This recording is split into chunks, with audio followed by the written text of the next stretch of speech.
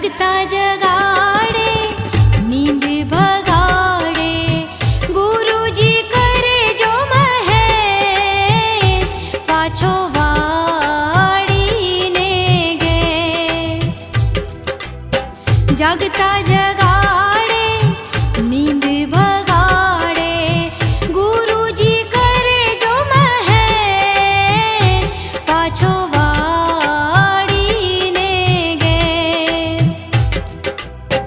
तुलसी करुणा सागर मळे तो तुलसी करुणा सागर मळे तो अमी वरसावे वदनमा दुखो वाई गयो छे तनमा दुखो वाई गयो छे तनमा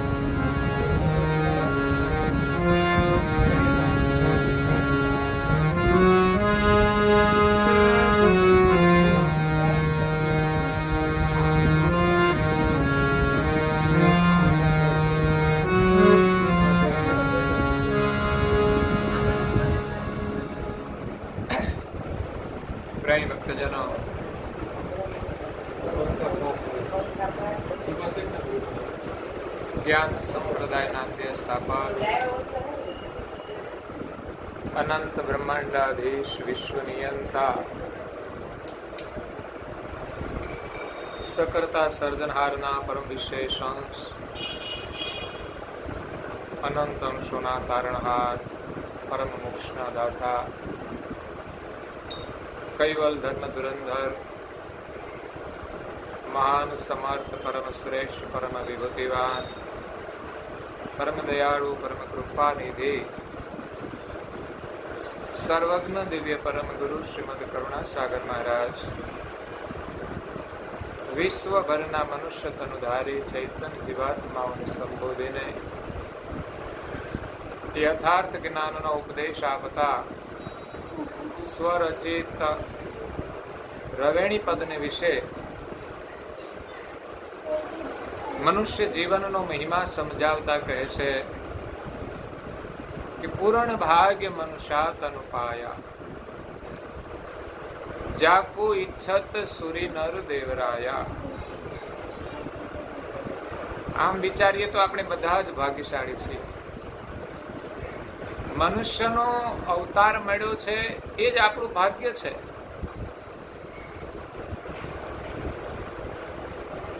આનાથી વિશેષ ભાગ્ય શું હોઈ શકે?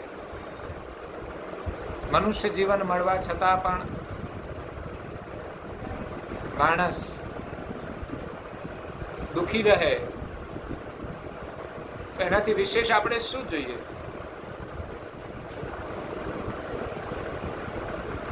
એટલે આપણે જો મનુષ્ય જીવનના મહિમાને સમજીએ તો આપણે કેટલા ભાગ્યશાળી છીએ કે આપણને માનવ દેહ મળ્યો છે. પૂર્ણ ભાગ્ય મનુષ્યાત અનુપાયા. આ માનવ દેહ કેટલો કિંમતી છે, એનું મૂલ્ય કરીએ તો આપણે ભાગ્યશાળી બનીએ. મૂલ્ય કરીએ તો આપણે ધનવાન બનીએ. મૂલ્ય કરીએ તો જ્ઞાનવાન બનીએ. જો એનું મૂલ્ય ના સમજાય તો પછી આપણે દરિદ્રના દરિદ્ર જ રહીએ છીએ. અહીંયા દરિદ્રતા કે ધનવાનનો સંબંધ માત્ર પૈસા સાથે નથી, એમના જીવન સાથે છે, એમના સુખ સાથે છે. જે સુખી છે તે ધનવાન છે,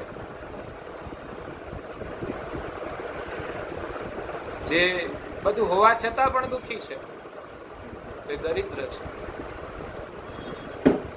એટલે સર્જનહારે આપણને અમૂલ્યમાં અમૂલ્ય એક માનવ દેહ આપ્યો છે. જાપુ ઈચ્છત સુરી નર દેવરાયા. જે દેહની ઈચ્છા દેવલોકના દેવો કરે છે છતાં પણ મળતો નથી, અને આપણને મળ્યો છે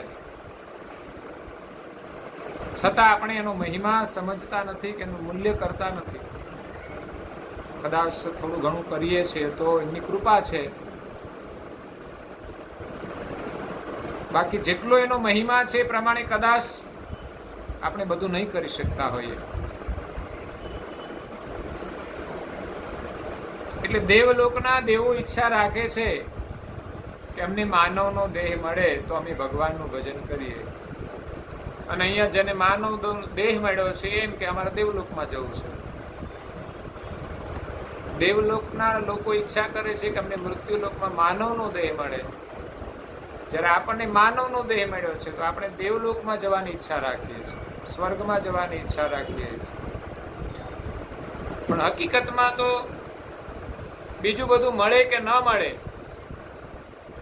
પણ ભગવાનનું ભજન કરવાની ભાવના જાગે એ આપણા માટે મહત્વની છે. ભગવાનનું ભજન કરીશું તો બધું જ કામ થશે, સિવાય સંભાવના ઓછી છે સુખ મેળવવાની.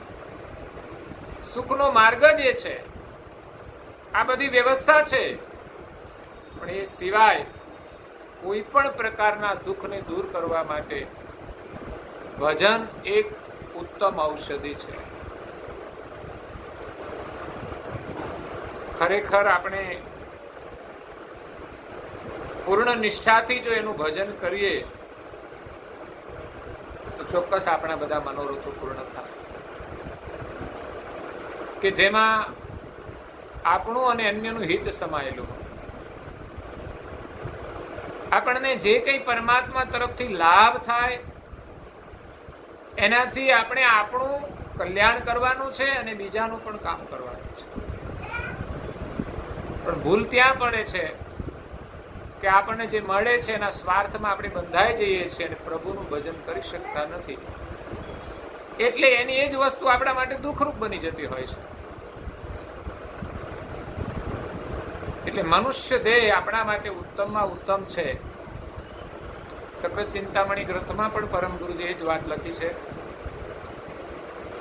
કે જેહી મનુષ્ય દુર્લભ દેવનકુ તેહી મનુષ્ય તુમ પાઈ બીન સદગુરુ ફેરી કે ભવ ભુગતો ધીક આતમ હતાય.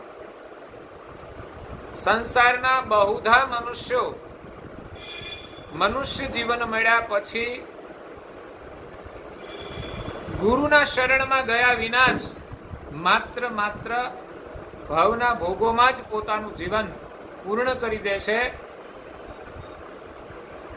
જે અર્થે માનવ દેહ મળ્યો તો એ કરવાનું ચૂકી જાય છે.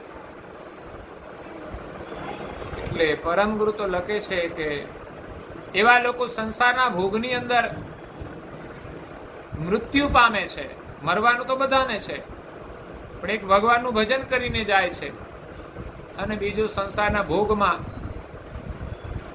વાસના લઈને જાય છે. તો બંનેની ગતિ જુદી જુદી થાય છે.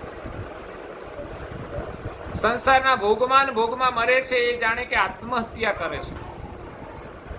અમૂલ્ય જીવન મળ્યું તો એને ભોગમાં ખતમ કરી દીધું.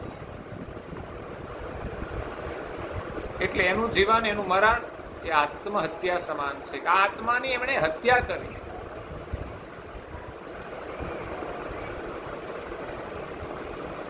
તો પરમ ગુરુ એની ધિકાર આપે છે કે એવા જીવોનો ધિકાર છે કે જે ગુરુના શરણમાં ગયા વિના આવો અમૂલ્ય માનવ દેહ માત્ર ભવના ભોગોમાં જ પૂર્ણ કરીને આત્મહત્યા કરે છે, આત્માની દુખી કરે છે.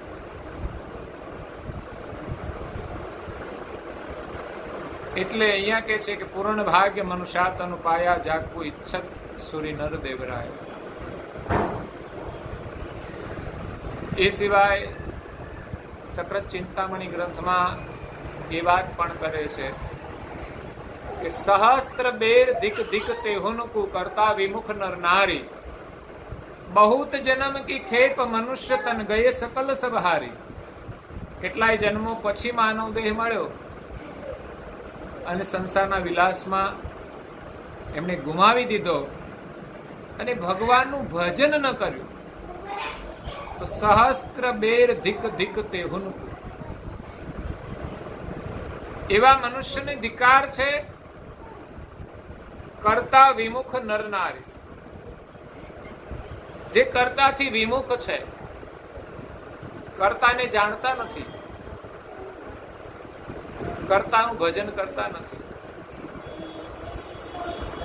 એટલે આપણે આપણી જાતને ગૌરવવંતુ માનીશું કે આ મનુષ્ય જીવનમાં આપણને પરમ ગુરુનું શરણ મળ્યું છે. પણ એમ સંતોષ માનીને બેસી નથી રહેવાનું કે ભાઈ પરમ ગુરુ મળી ગયા છે એટલે આપણે તો કઈ ચિંતા કરવાની. ઉલટાનું આપણને સમર્થ ગુરુનું શરણ મળ્યું હોય તો આપણામાં વિશેષ જાગૃતિ હોવી જોઈએ. પરમ ગુરુની પ્રાર્થના માટે, એમની સેવા માટે, એના સ્મરણ માટે, એના ધ્યાન માટે ઉપાસના આપણે સવાર સાંજ કરીએ છીએ. એમાં બંને સમયમાં ગુરુ મહિમા સાખી આવે છે અને પેલી જ ચોપાઈ ગઈએ છે કે મહેર કરી મોઈ દીજીએ સેવા સ્મરણ ધ્યાન. રોજ પાઠ કરીએ છીએ, બહુ સારી વાત છે. કારણ કે રોજ પાઠ કરીશું ત્યારે જ આપણામાં એ ભાવના જાગશે, એની ચેતના આવશે. જો નહીં પાઠ કરીએ તો પછી મગજમાંથી જ નીકળી જશે કે પરમ ગુરુએ આપણને શું કહ્યું છે, કે આપણે એની પાસે શું માગવાનું છે. તો જે પ્રાર્થના કરીએ છીએ, જે માગીએ છીએ, જો કે માગ્યું છે નારદાજી મહારાજ શ્રી, પણ એના માધ્યમથી આપણે પણ એ ભાવના જગાડવાની છે અને પરમ ગુરુ આગળ વિનંતી કરવાની છે. જેમ આપણે જેની જરૂર હોય ને આપણે કોઈને પાસે માગવા જઈએ એવા ભાવથી આપણે માગવાનું છે. એવું નહીં કે માત્ર ઉપાસના છે એટલે પાઠ કરી દઈએ એટલે કામ પતી જાય, એમ આ પતાવવાની વસ્તુ નથી. પણ પ્રાર્થના મહેસૂસ કરવાની છે. બહુધા પાઠ હજુ થાય છે, પ્રાર્થના કોઈ મહેસૂસ કરતા હોય છે. પ્રાર્થના એટલે એક પ્રકારનો પોકાર છે. અમારા પર મહેરબાની કરો છે. એક ભિખારી માણસ ગાડી આપણી ઊભી રાખીને જે માગતો હોય ને, એવી રીતે આપણે પોકાર કરીને માગવાનું છે. અને સેવા, સુમિરન અને ધ્યાન, આ ત્રણ સાધન છે આપણા માટે. પ્રથમ સેવા, પછી સ્મરણ, પછી ધ્યાન. ધ્યાન સુધી પહોંચવું હોય તો પ્રારંભ સેવાથી કરવો પડે. આપણા અંતરમાં સેવા ભાવ હશે તો શરીર દ્વારા સેવા થશે, જેનાથી આપણું સ્વાસ્થ્ય સારું રહેશે.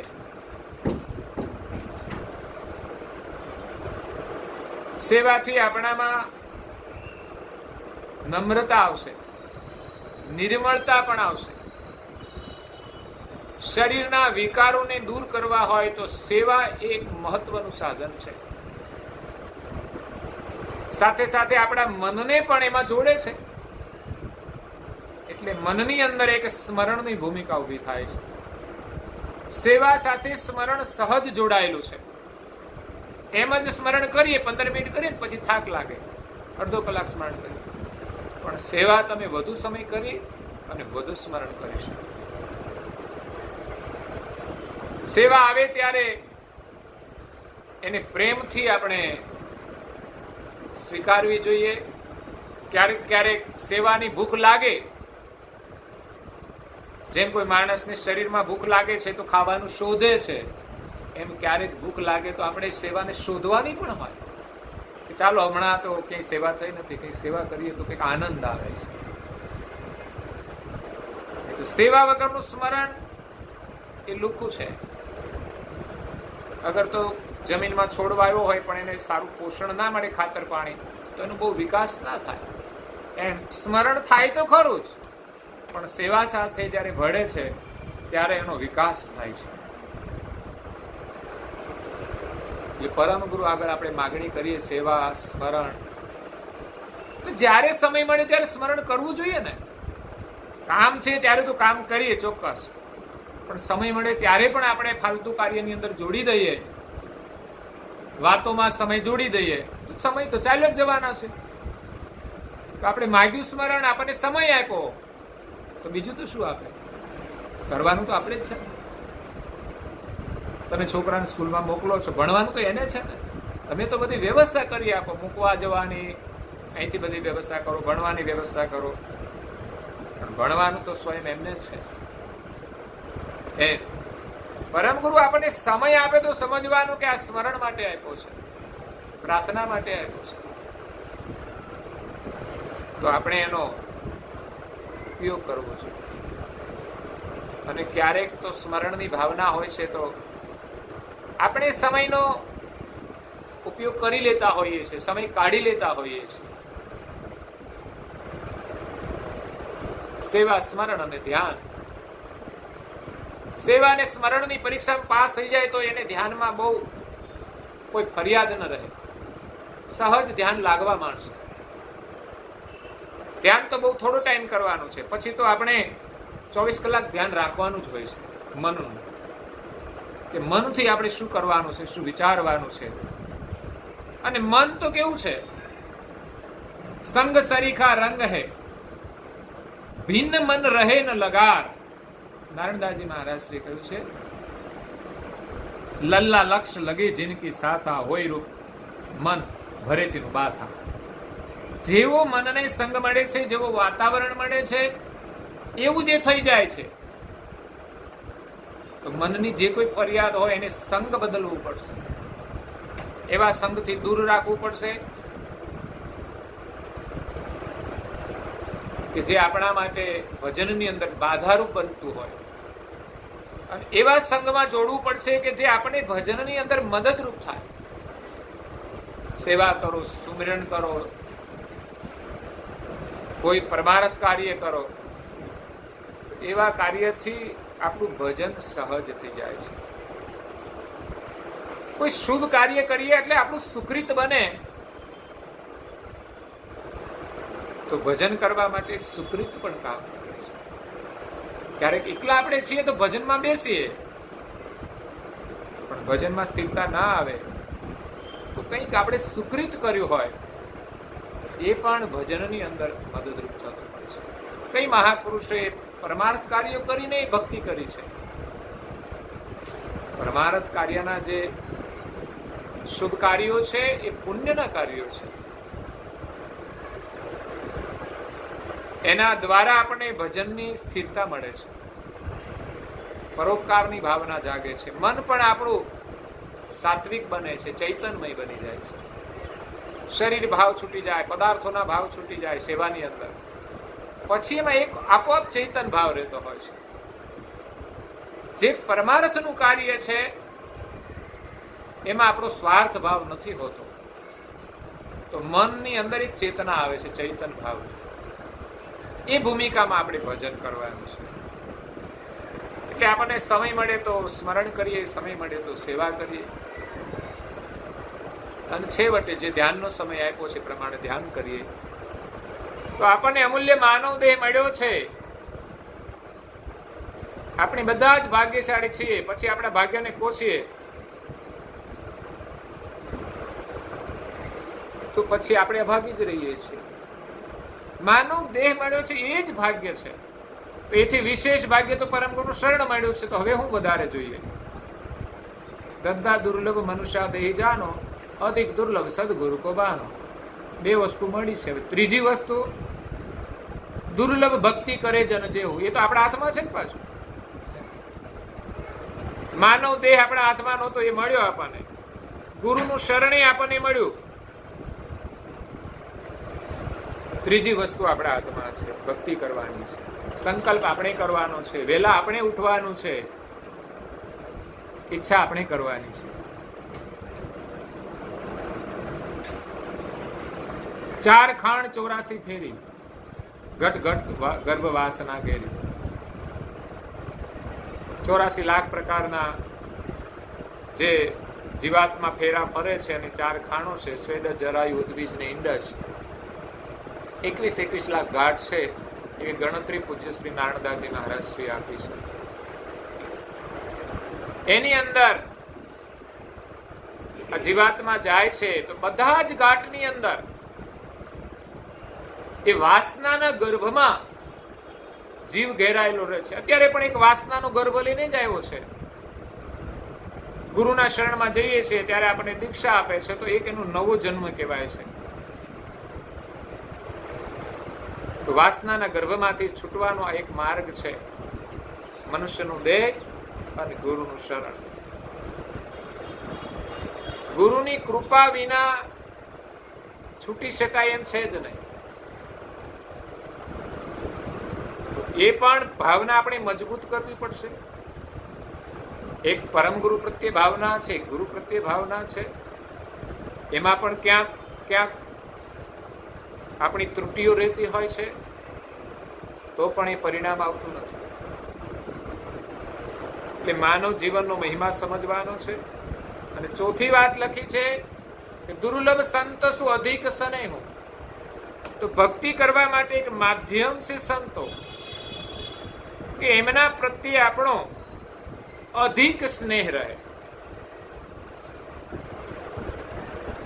અધિક એટલે સગા સંબંધીઓ પ્રત્યે પણ સ્નેહ તો હોય છે. એ પ્રકારે આપણો સ્નેહ રહે તો પણ સારી વસ્તુ છે, અને એનાથી પણ અધિક રહે તો એ દુર્લભ છે. તો વિશેષ સામાજિક પ્રત્યે જે પ્રેમ છે એ તો ઋણાનું સંબંધે બંધાયા છે, આપણી ફરજ પડતી હોય છે. ન હોય તો પણ સાચવવો પડતો હોય છે. પણ સંત પ્રત્યેનો સ્નેહ, એની સાથેનો આપણો સંબંધ એ આધ્યાત્મિક છે. એ સિવાય આપણે કોઈ મતલબ નથી. તો આત્મકલ્યાણની ભાવનાનો સંબંધ જે સંતો સાથે છે, એ ભાવનાથી આપણે એની સાથે સ્નેહ રાખવો છે. આપણો ઉદ્દેશ જોઈએ સંતો સાથેનો, કે આપણે શા માટે એની પાસે જવાનું, એની પાસેથી શું આપણે લેવાનું.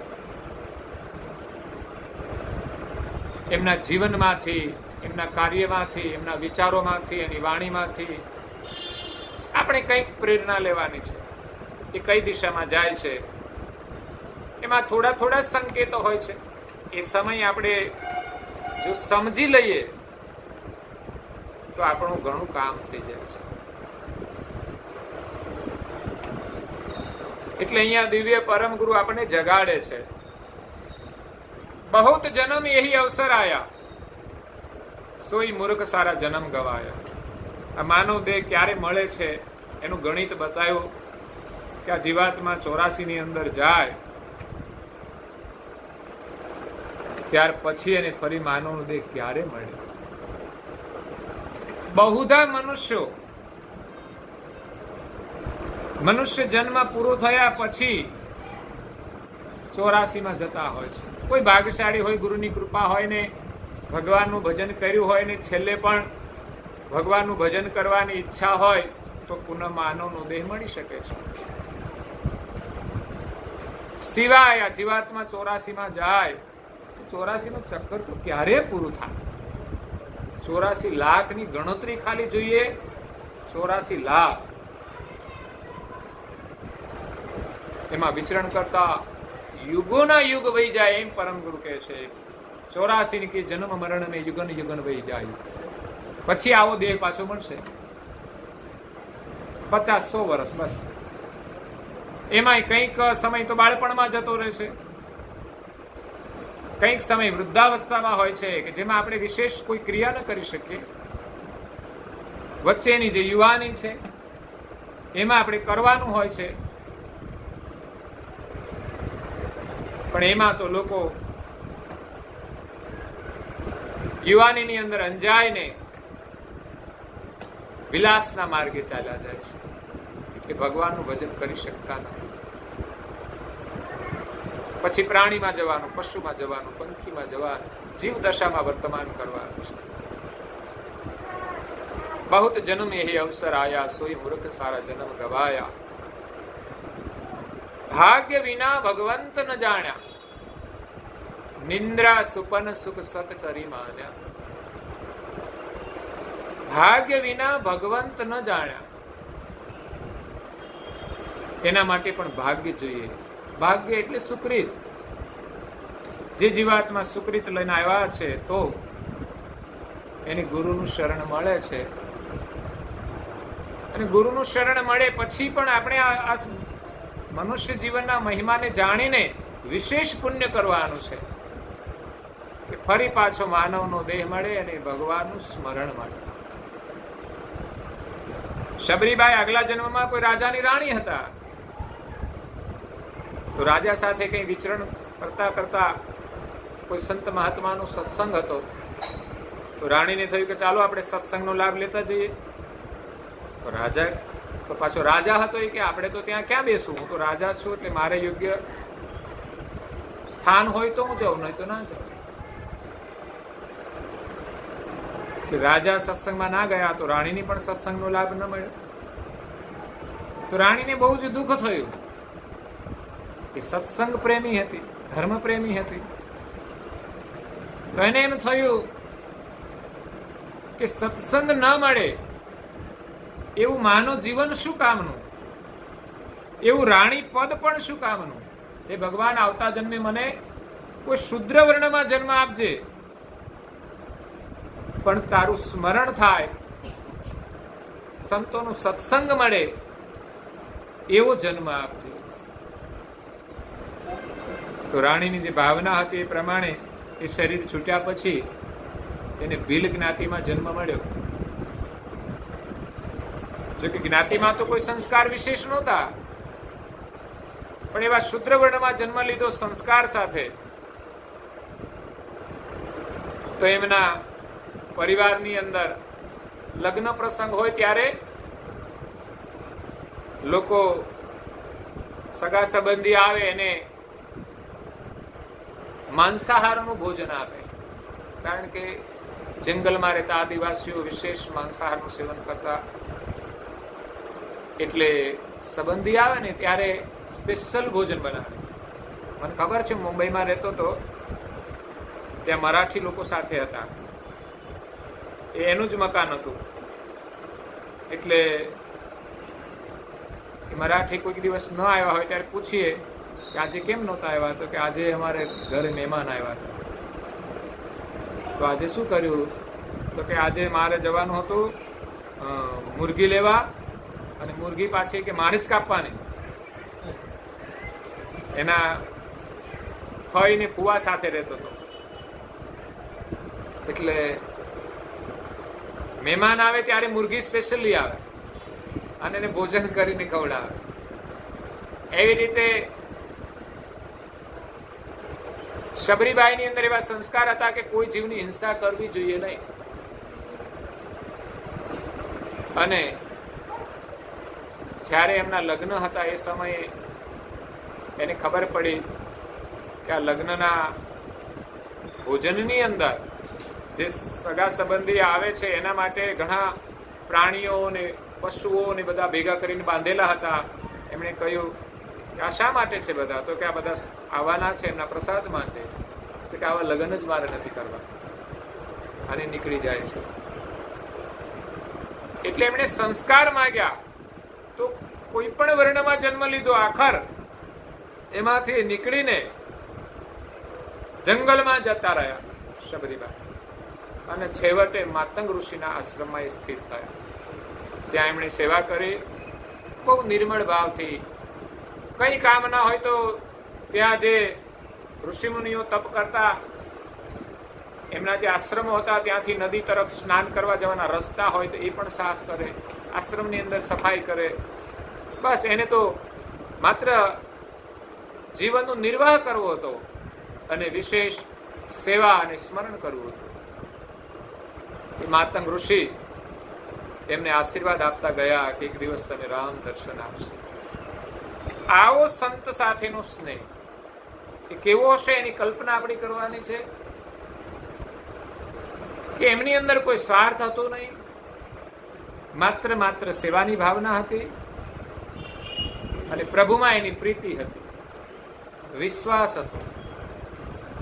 માતંગ ઋષિએ જે વિશ્વાસ આપ્યો એ વિશ્વાસમાં શબરીબાઈ રામનું સ્મરણ કરે છે અને રામની પ્રતીક્ષા કરે છે. એ તો રોજ એમની રાહ જુએ છે. જેમ આપણા સંબંધી આવવાના હોય ને આપણે રાહ જોઈએ એટલે બધી તૈયારી સાથે હોઈએ ને કે આજે આવવાના છે એટલે બધું લાવી રાખીએ, બધું સાફસૂફ કરી રાખીએ. એમાં જ શબરીબાઈ આજે રામ આવશે એટલે એના માટે એ ફળ લઈ આવે, ફૂલ લઈ આવે અને સાથે નજર માંડીને પ્રતીક્ષા કરે. કઈ દૂર દૂરથી રામ આવે છે, દેખાય છે. ક્યારેક પ્રતીક્ષા માટે ઝાડવા પર ચડીને જુએ કે ક્યાંક દૂરથી આવે છે, નીચેથી ના દેખાય તો. એટલે એના સ્મરણમાં એક રામ જ દેખાતા હતા અને વિશ્વાસ હતો કે એક દિવસ આવશે તો એ રામમય બની જતી હતી. રામ તો આવશે ત્યારે આવશે, પણ અત્યારે એના વિયોગમાં અને એના સ્મરણમાં એ રામમય બની જતી. તો ઝાડ ઉપરથી જ્યારે ઉતરવાનું હોય ત્યારે એને શરીરનું પૂરું ભાન પણ ક્યારેક ન હોય કે જાણે એને વૃક્ષ જ એની નીચે ઉતારતા હોય એના હાથ પકડીને. એવી રીતે ઉતરીને પાછી આશ્રમમાં આવી જતા. તો એનો વિશ્વાસ હતો, એની ભક્તિ હતી, પ્રેમ હતો, સેવા હતી. એક દિવસ રામે એને દર્શન આપ્યા અને રામના દર્શન પછી એમણે શરીર છોડી દીધું. સંત સાથેનો જે સ્નેહ છે, જેમના દ્વારા, જેના સંગથી આપણને સત્સંગ મળે છે, પ્રભુનું સ્મરણ કરવાની પ્રેરણા મળે છે. બહુત જન્મ એહી અવસર આયા, સોઈ મૂર્ખ સારા જન્મ ગવાયા. પરમ ગુરુ લખે છે કેટલાય જન્મ પછી આ માનવ દેહ મળ્યો, પણ મૂર્ખ મનુષ્યો પ્રભુના સ્મરણ વગર આ જીવન ગુમાવી દે છે. ભાગ્ય વિના ભગવંત ન જાણ્યા. ભાગ્ય વગર કે છે ભગવાનને જાણી શકતા નથી. નિંદ્રા સુપન સુખ સત કરી માન્યા. નિંદ્રાની અંદર આપણને જે સુખ મળે છે સ્વપ્નમાં, એમાં વૈભવ હોય, વિલાસ હોય, એને આપણે સાચું માની લઈએ. એમ જાગીએ છીએ ત્યારે એમાંનું કશું નથી હોતું. એમાં સંસારનું સુખ સ્વપ્ન સમાન છે. આજે છે કાલે નહીં હોય. જોઈએ છે એમ બધું બદલાય છે એટલે એને સ્વપ્ન માન્યું છે. છે તો છે જ, પણ એટલું સત્ય નથી કે કાયમને માટે આ રહેશે. જેમ નિંદ્રામાંથી જાગૃત થઈએ ને, સ્વપ્નનું સુખ છૂટી જાય છે, એમ જ એક દિવસ આ શરીર છોડીને ચાલ્યા જવાનું છે. તો આપણા માટે તો આ સ્વપ્ન જ બની જશે. છે ત્યાં સુધી જે જરૂરિયાત છે એનો ઉપયોગ કરવાનો છે, પણ વિશેષતા મનુષ્ય દેહ દ્વારા પ્રભુનું સ્મરણ કેમ થાય, એમની સેવા કેવી રીતે થાય, એમના પ્રત્યે આપણો સ્નેહ કેમ વધે? સહજ. હરિગુરુ સંતની સેવા ન ઠાને. હરિગુરુ અને સંત 3 પગથિયા છે. સંતોની સાથે સ્નેહ રાખવાનો, તો સંતો અનેક હોય, બધાની સાથે આપણો સ્નેહ. બેક સકલ ભગવંત સમોવડ, ગણત ભક્ત હરિજન હી, સો સાચે સેવક નિજ દાસન, જેનું જપ સંત વચન હી. બસ સંતોના વચનોનો આપણે જપ કરવાનો છે, મતલબ એનું સ્મરણ કરવાનું છે, એને આપણા જીવનમાં ઉતારવાના છે. એ સંત સાથેનો સ્નેહ છે. સેવાનો ભાવ જોઈએ કે જ્યાં પણ સેવાનો યોગ મળે તો આપણે સેવા કરીને સુકૃત કમાઈએ. પણ વિશેષતા મનુષ્ય સંસારના સુખને સત્ય માને છે, બિન જરૂરી કાર્યોની અંદર પોતે જીવન ગુમાવી દે છે. પણ હરિનું સ્મરણ, હરિની સેવા, ગુરુનું શરણ અને ગુરુની સેવા, સંતોનું શરણ અને સંતોની સેવા, હરિગુરુ સંતની સેવા ન ઠાની, એની લાભ નથી મળતો મનુષ્ય જીવનમાં. સુત વિત દારાસુ મન પ્રીતિયાની. સાધુ સંતો અને ભગવાન પ્રત્યે સ્નેહ ન રાખ્યો, માત્ર પરિવારમાં સ્નેહ જોડ્યો, તો એ પ્રેમ સ્વાર્થ નો હતો. પ્રભુના સ્મરણ સાથે જ્યારે આપણે પરિવારમાં રહીએ તો એ પરિવારનું કલ્યાણ થાય છે. પ્રભુનું સ્મરણ છોડીને જો પરિવારમાં સ્નેહ રાખીએ તો આખર પ્રભુના સ્મરણ વિના બધા જ પોતાનું જીવન ગુમાવી દે છે, બધાનું અકલ્યાણ થાય છે. એટલે માત્ર સ્વાર્થ વૃત્તિથી સૂત વીત દારાસુ મન પ્રીતિયાની મોહની અંદર ફસાઈ ગયા. પરિવારમાં પ્રેમ રાખવાનો છે કે બસ મારો છોકરો છોકરી એક સુખી કેવી રીતે થાય, એનું કલ્યાણ કેવી રીતે થાય, કલ્યાણના સંસ્કાર આપીશું, એની સમજણ આપીશું. તો ભૌતિક સુવિધા તો પ્રારબ્ધ અનુસાર મળતી હોય છે, પણ એની અંદર સમજણ હોય છે તો એ સુખી જ હોય છે. ઘરમાં પરિવારના સદસ્યો જો પ્રેમથી રહે તો જ સુખ મળે છે, નહીં તો બંગલો હોય તો પણ સુખ આપતો નથી, એર કન્ડિશન હોય તો સુખ આપતું નથી, રેફ્રિજરેટર હોય તો પણ શાંતિ મળતી નથી, અને મોટું ટેલિવિઝન હોય તો પણ એને આનંદ આવતો નથી. અને આમાંનું કશું જ ન હોય પણ પરિવાર પ્રેમથી રહે ને તો બધાની આવશ્યકતા પૂરી થઈ જાય છે. મને નથી લાગતું કે પરિવારમાં પ્રેમ હોય તો ટીવીની જરૂર પડે. આ તો જાગ્રત ટીવી કહેવાય. જાગ્રત સભ્યો છે બધા, ટીવીનું એક દર્શન છે. ફ્રીજની જરૂર ના પડે એટલી શાંતિ આપણને પરિવારમાંથી મળી શકે છે. ભગવાનનું જે મંદિર હોય છે રૂમમાં, બધું જ હોય, એમાં વધુમાં વધુ સ્નેહ એના પ્રત્યે હોવો જોઈએ. ઘરમાં જે લાવીએ એનો ઉપયોગ કરીએ છીએ, એ જ રીતે ટીવીનો ઉપયોગ કરીએ છીએ, એ રીતે મંદિર પણ છે.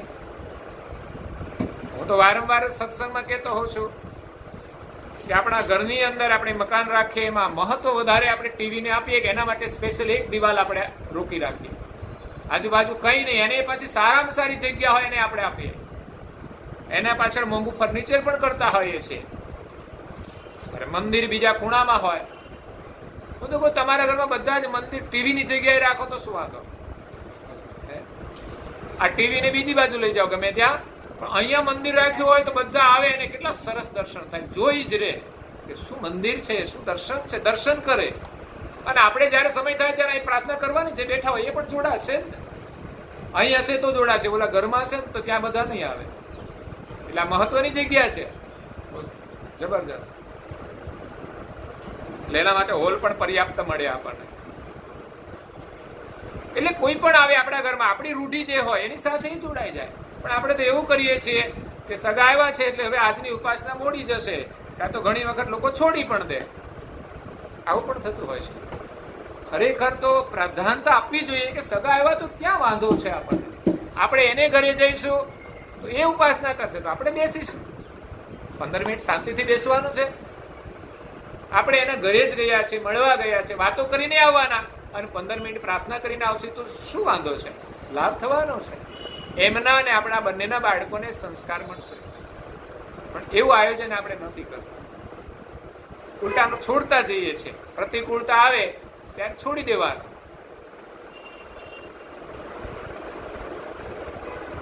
એટલે પરિવાર સાથે સ્નેહ તો રાખવાનો છે. એક સરસ ભજન છે.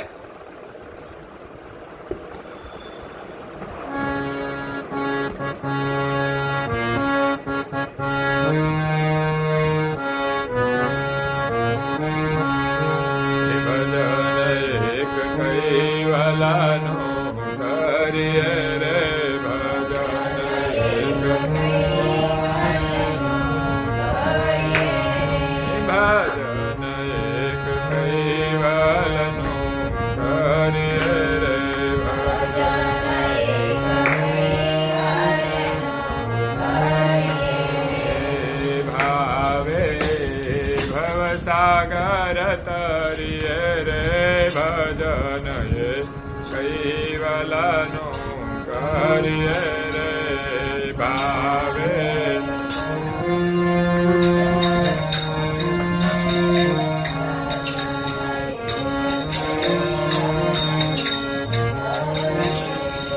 સંસાર સુખ વાદળની છાયા રે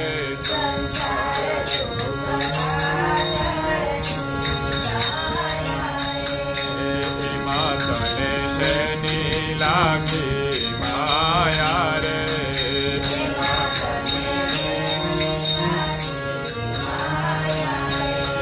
તારી અમર નથી કાયા રે ભજન એક કૈવલનું કરીએ રે તારી.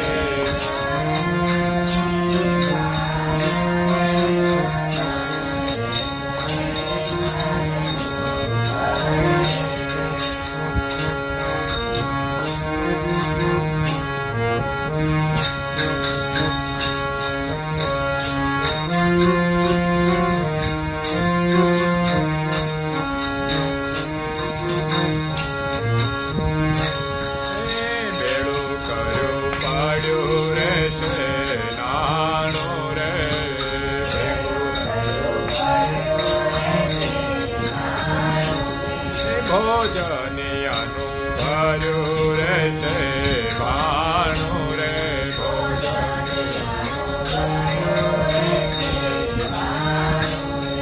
એવું ચિંતાનું આવી જશે ટાણું રે ચિંતાનું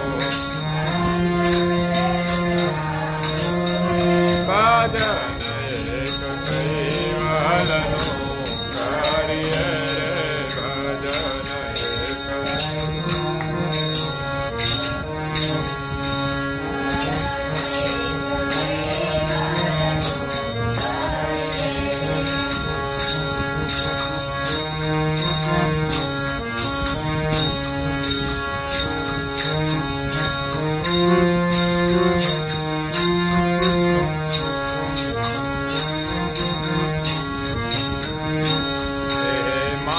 સાત બેની બને વિતારી માત સાત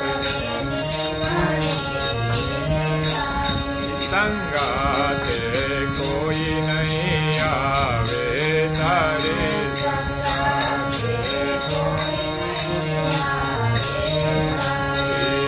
જમડા લઈ જશે મારી રે ભજન એક કૈવલનું કરીએ રે જમડા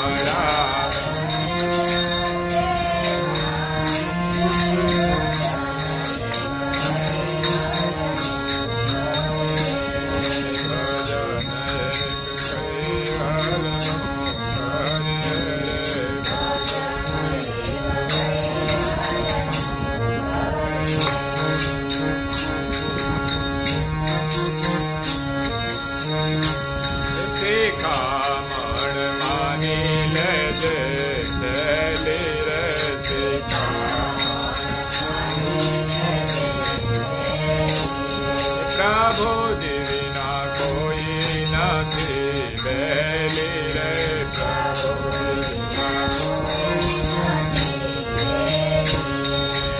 મનમાંથી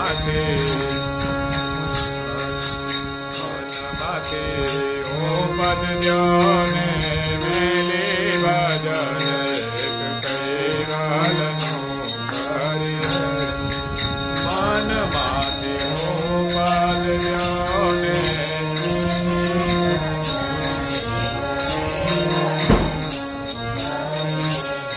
ભજન એક કૈવાલનું કરી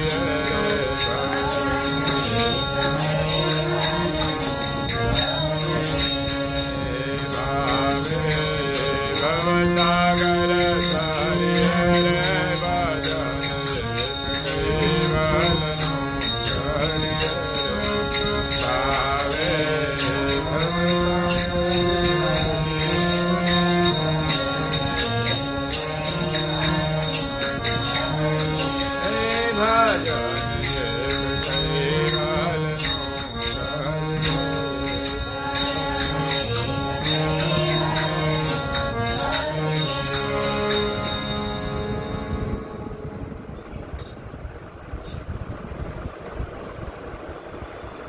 મનુષ્ય જીવન મળ્યું છે તો કુટુંબ પરિવાર છે,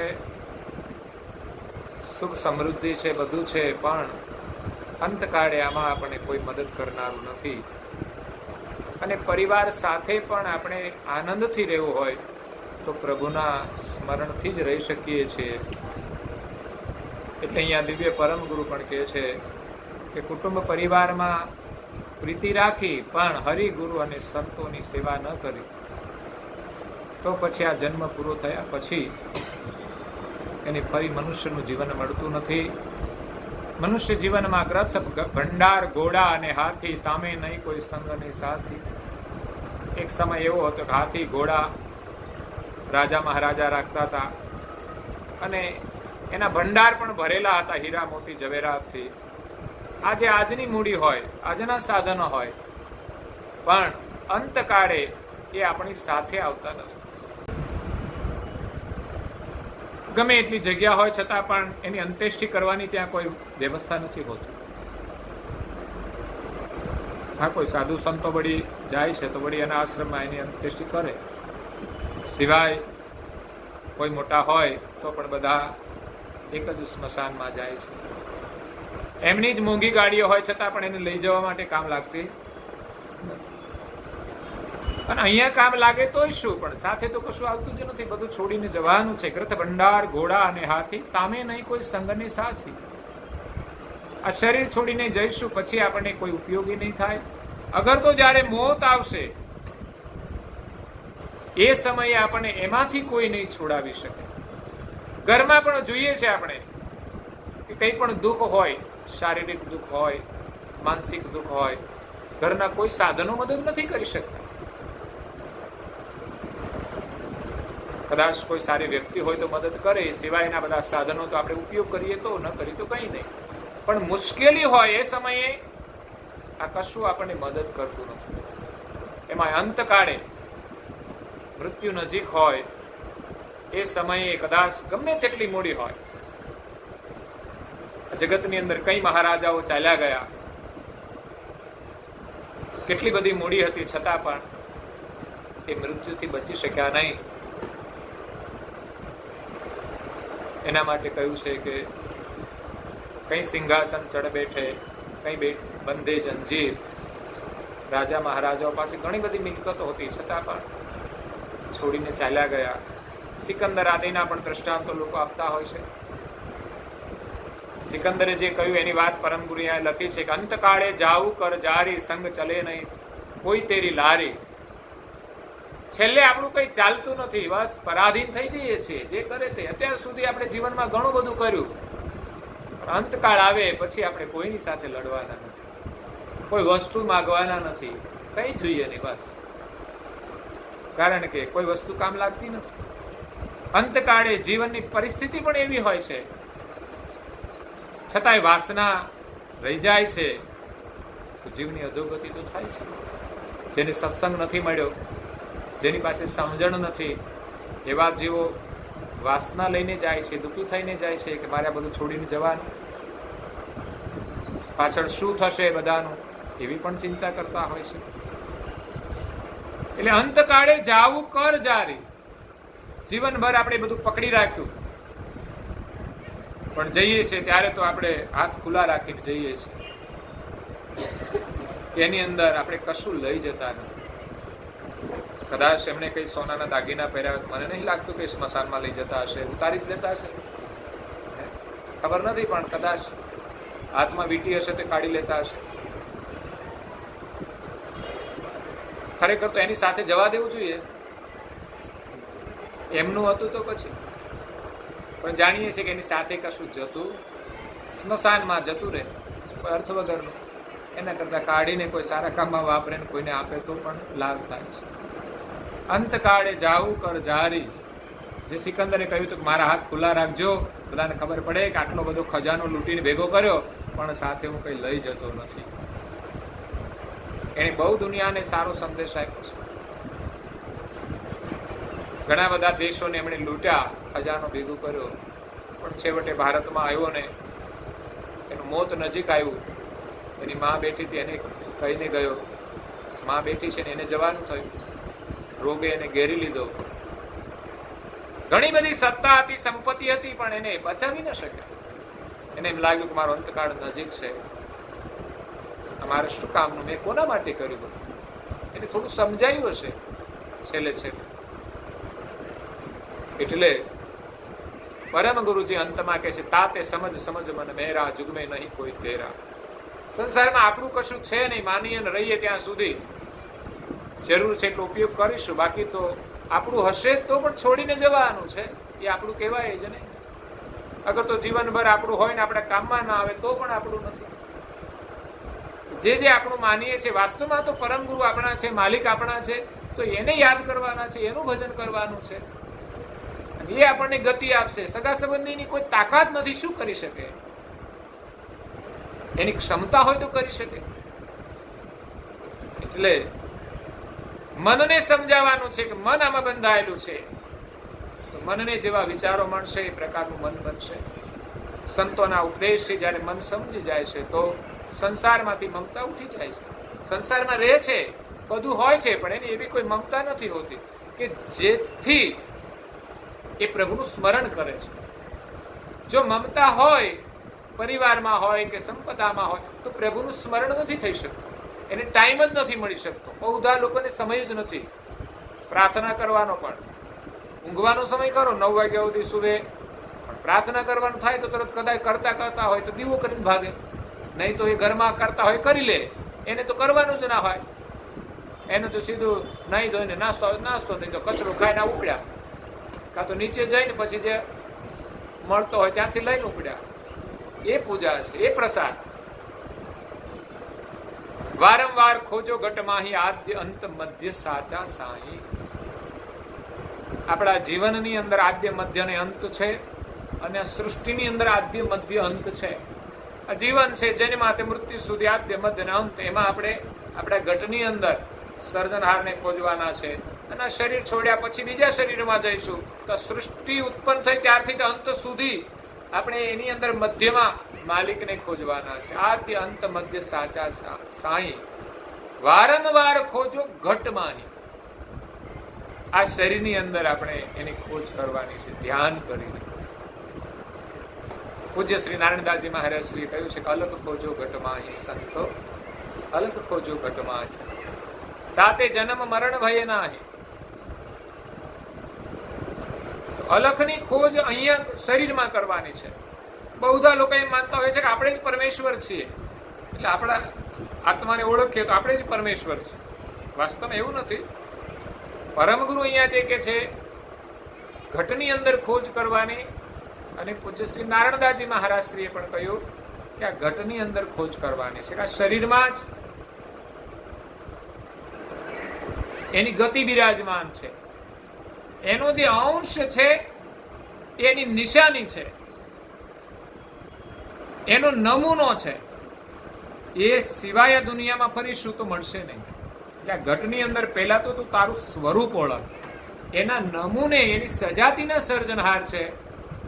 એટલે કહ્યું કે આ ઘટમાં તું ખોજ કર, અલખ ખોજો ઘટમાં તાતે જન્મ મરણ ભય નાહી. જો એ અલખ સ્વરૂપ આપણું છે, જે લખી નથી શકાતું, એટલે એને અલખ કહ્યું છે. સર્જનહારને પણ આપણે અલખ કહીએ છીએ. તો અંશ દ્વારા એની ઓળખ કરવાની છે. અંશ એની સજાતીનો છે. એટલે કરુણાસાગર બાપજીએ આપણને જે લક્ષ્ય આપ્યો છે એ આત્મલક્ષ્ય આપ્યો છે કે અંશના માધ્યમથી અંશની ઓળખ કરવાની છે. તો વારંવાર ખોજો આ ઘટમાં હી, તો જન્મ મરણનું દુઃખ રહેશે નહીં, એનો ભય રહેશે નહીં. આત્મા તો અજર અમર છે, પણ જ્યાં સુધી એને આપણે જાણતા નથી ત્યાં સુધી જ આપણે જન્મ અને મરણથી દુઃખી થઈએ છીએ. મોત નજીક આવે તો દુઃખ છે. વાસ્તવમાં તો આપણે તો અજર અમર છીએ, તો પછી મરે છે કોણ? તો શરીર છૂટી જાય છે. પણ આપણને ભય ને દુઃખ કેટલું રહે છે, અને એમાં આપણે જઈએ છીએ તો ફરી પાછા જન્મીએ છીએ વાસના લઈને, તો એમાંય દુઃખ છે. જીવનભર દુઃખ અને અંતે પાછું દુઃખ. પ્રાણી પશુ પંખી બધા વિચરણ કરે છે, તો એમાં કઈ સુખ નથી. માત્ર શરીરના આનંદમાં એ વર્તમાન કરે છે, પણ આખર તો ભય અને શોકની અંદર એ દુઃખી થઈને જતા રહે છે. એટલે આ શરીરમાં આપણે ખોજ કરવાની છે. નારાયણદાસજી મહારાજશ્રીએ તો આખું ગોળીપદ બહુ સરસ લખ્યું છે. વિતપન વેશ જે વસ્તુ વેશાતી તે લક્ષ્ય દી ગુરુ સાઈ. એ સ્વરૂપનો લક્ષ્ય સદગુરુ આપણને આપે છે. સાઈ રૂપ જે પરમ ગુરુ છે એ આપણને આપે છે. વિતપન વેશ વસ્તુ વેશાતી. આ શરીર છે તો નાશ થવા વાળું છે, વસ્તુ છે એનાથી અલગ છે, શરીરમાં જ છે, શરીર સાથે જોડાયેલી છે. એની ખોજ આપણે અંતરમાં કરવાની છે. તો સ્થૂળ દેહથી સૂક્ષ્મમાં જવાનું, સૂક્ષ્મમાંથી કારણમાં, કારણમાંથી મહાકારણમાં, પરમ કારણમાં ધીમે ધીમે ગતિ આપણી ઉપરામ થશે. અંતર્વૃત્તિ આપણી આપણા સ્વરૂપ તરફ આગળ વધશે. પાંચમા પરમ કારણ દેહમાં ધ્યાન ભજન કરતા કરતા, સ્મરણ કરતા કરતા, સેવા કરતા કરતા એ ચૈતન્ય ભાવ આવશે. એટલે આપણા જીવનનું વર્તન છે એવા પ્રકારનું જ હશે. પછી સંસારની કોઈ ચાહના નહીં રહે. પ્રેમ બધા પ્રત્યે રહેશે, પરિવારમાં પણ રહેશે, પડોશી પ્રત્યે પણ રહેશે, કોઈના પ્રત્યે દ્વેષ નહીં રહે. પણ મોહ કશામાં નહીં રહે. સાચી પ્રીતિ પરમ ગુરુમાં રહેશે, એના સ્મરણમાં રહેશે. એ સિવાય ના લોકો તો આ દુનિયામાં ફરે છે, એની સાથે આપણે કોઈ મતલબ નથી. ઠીક મળે તો આનંદ કે ભાઈ આ પણ ભગવાનના અંશ છે. એટલે વિતપન વેશ જે વસ્તુ વેશાતી તે લક્ષ્ય દે ગુરુ સાઈ. સામ્રત ગુરુ શિર પર હી બિરાજે. આપણા શિર ઉપર પરમ ગુરુ બિરાજમાન છે. એનાથી આપણે સ્વરૂપની ઓળખ થવાની છે. બિન ગુરુ આપણને સર્જનહારની પ્રાપ્તિ થતી નથી. ગુરુપદ મહાન છે. એ જ સમર્થ પરમ ગુરુ આપણને મળ્યા છે. કહે કુબેર સદગુરુ બલિહારી, ઠાડી બાઈસો કહત પોકારી. એવા કુબેર સ્વામીની બલિહારી છે કે આપણો એ હાથ પકડી લે. પોકાર કરીએ પરમ ગુરુને, કે જેમ આપણે નદીમાં ડૂબતા હોઈએ ને આપણો હાથ પકડી લે. અહીં તો બાઈ કહે છે, બાઈ પકડો, એટલે આપણો હાથ પકડવાનો છે. પણ આપણે પોકાર તો કરવો પડશે. નદીમાં તણાતા હોઈએ ને જો પોકાર કરીએ તો કોઈ બહાર કાઢે, નહીં તો પછી તણાઈ જવાના. સંસાર સાગરમાં આપણે તણાઈએ છીએ. એમાં જો પ્રાર્થના કરશે, પોકાર કરશે, ચોક્કસ પરમ ગુરુ એની ગતિ દ્વારા આપણો હાથ પકડશે. કારણ કે એમનો હાથ તો સોહંગનો છે, આપણો ઓહંગનો છે. તો ઓહંગનો હાથ લાંબો કરીએ પોકાર કરીને તો આપણો હાથ પકડે અને આપણને કિનારે લાવે છે. તો આપણને મનુષ્ય દેહ મળ્યો છે, આપણું સદભાગ્ય છે.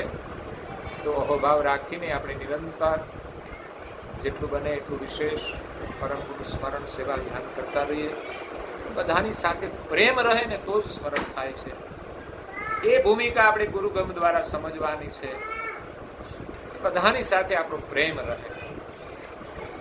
હા, જેની સાથે આત્મીયતા હોય, વિશેષ પરિચય હોય એની સાથે હોય, પણ એ સિવાય ન જાણતા હોય બધાની સાથે પ્રેમ,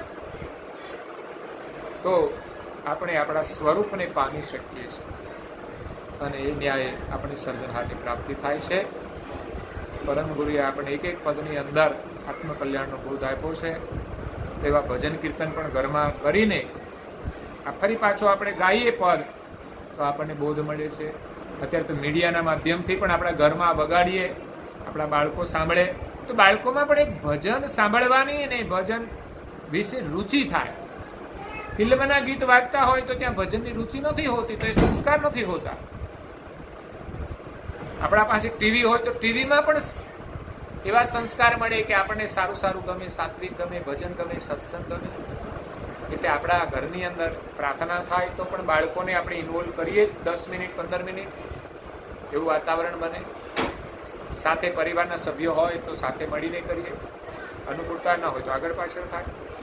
તો વારંવાર જ આગ્રહ રાખું છું. અને રોજ 15 મિનિટ કે 20 મિનિટ ગ્રંથનું વાંચન પરિવારના સભ્યો સાથે મળીને કરશે તો એની અંદર એક વિશેષ પારિવારિક ભાવનાનું નિર્માણ થશે. પરમ ગુરુની કૃપા આપણને પ્રાપ્ત થશે. એટલે બે પ્રવૃત્તિ તો ખાસ મહત્વની છે. પરમ ગુરુની કૃપાથી આપણે સૌ સાથે મળીને કરીએ. જ્યારે પણ યોગ મળે ત્યારે સાથે મળીને આવો લાભ લઈએ. તમારી બધાની ખૂબ ઉમદા ભાવના છે.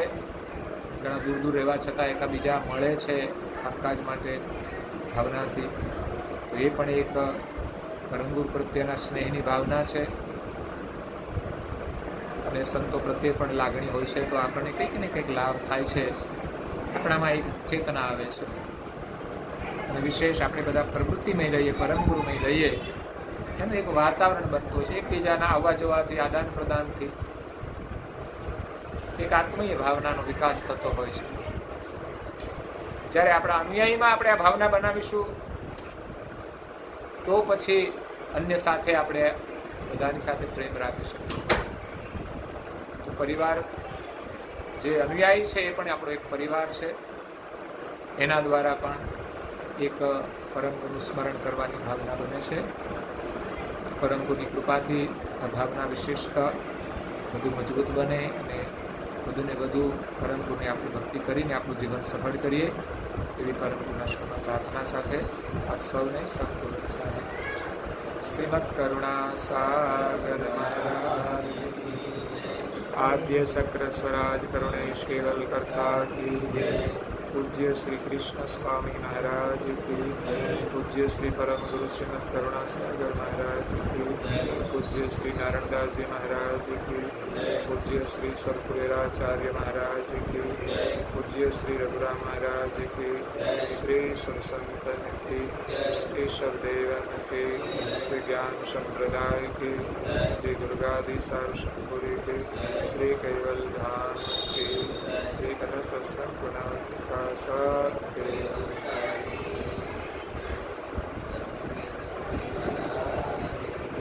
સત્ય